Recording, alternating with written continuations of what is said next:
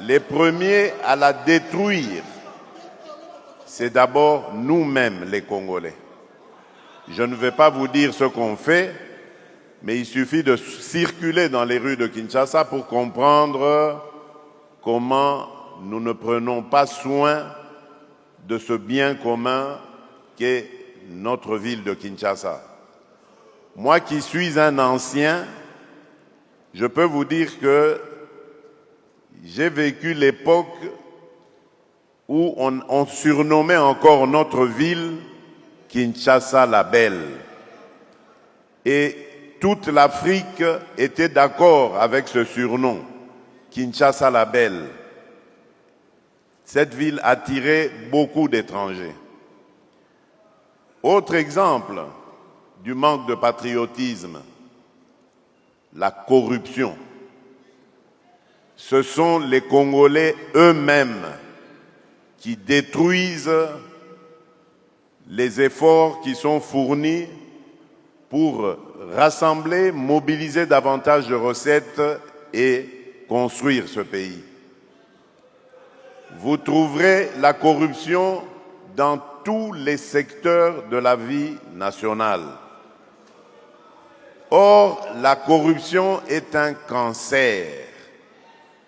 Quand vous détournez de l'argent, par exemple, destiné à l'éducation des enfants, mais vous tuez l'avenir de ce pays.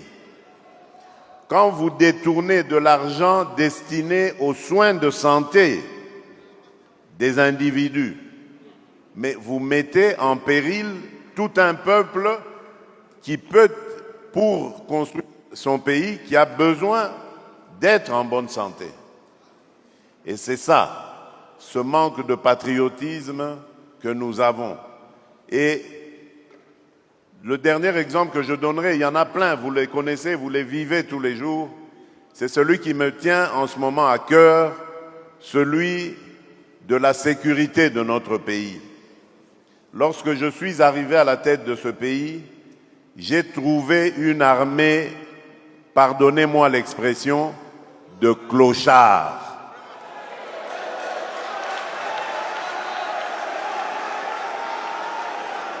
Je vous dis très sincèrement, j'avais une admiration sans faille pour nos militaires, mais les militaires de troupes, parce que ces gens, on les envoyait au combat sans ration, sans solde, sans munitions, sans encadrement, et on leur demandait de faire des miracles.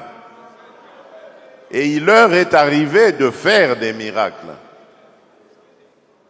Voilà pourquoi, lorsque je suis arrivé, je me suis attaqué d'abord à l'heure sociale, en mettant le mieux possible, et je sais qu'il y a encore beaucoup de choses à faire de ce côté-là, mais en mettant le mieux possible à l'abri leurs enfants, leurs épouses, donc en bref leurs dépendants, pour que eux ne puissent se consacrer qu'à leur tâche qui est celle de la défense de la patrie.